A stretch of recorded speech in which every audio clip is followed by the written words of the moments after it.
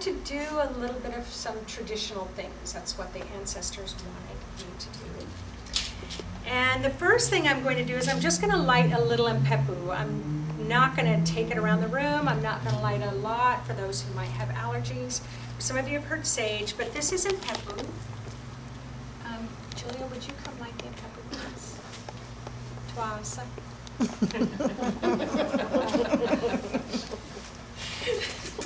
We laugh because the twasses have to do everything. Twice. And so, yeah, just a small piece. So this is called Impepho. It's used by the Sangomas, and the purpose of it is the Sangomas call it landing lights. So it brings in your ancestors. The ancestors kind of perk up because they know, oh, I'm being called. It's also, its purpose is to clear the energy so you can hear them clearly. So they clear the spiritual communication so you can hear them. So both Julia and I have a practice, and Julia is First Nations Canadian, so she has a traditional practice. Yeah, so one of the things that was also one of the most powerful experiences, so I wanted to share this all with you tonight, is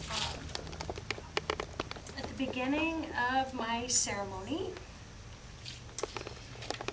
I have to hold the candles like this, and I'm saying my prayers to God.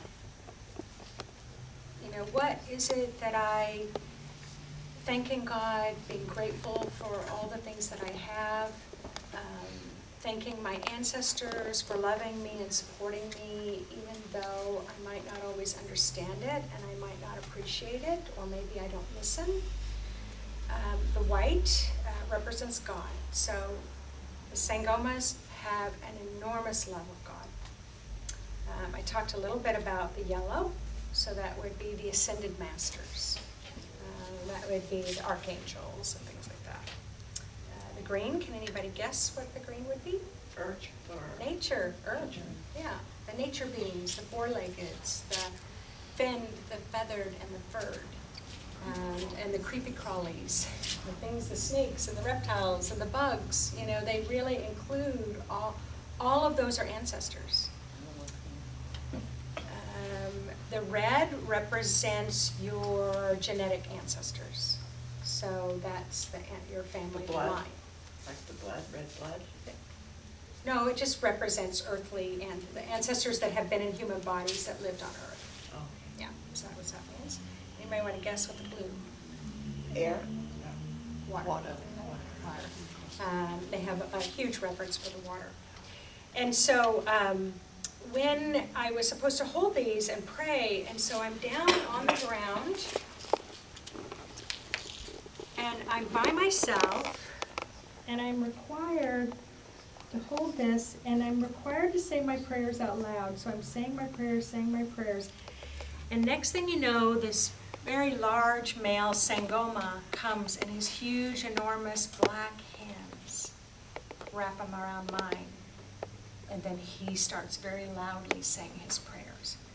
And then another woman comes, and another man. And before you knew it, we had about 30 Sangomas whose hands were on top of mine, boosting my prayers to the highest level.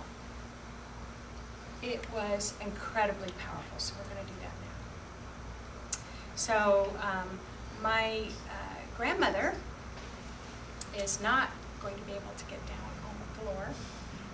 So I have decided to go over where she is. And so I'm just going to ask her first to infuse, and then we'll all come together. Okay? You don't have to say your prayers out loud. Just put your hands around, and you can just think of some prayers. You can just say love everyone, whatever. You don't even have to say it out loud, but just.